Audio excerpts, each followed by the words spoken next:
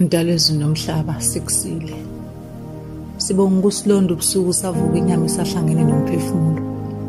Abanye ke abavukanga baba bamemezile basabela. Sikhumbule ngamunye sesibheke emphanteni yethu akukho lula siyabekezela ngoba impilo yancane.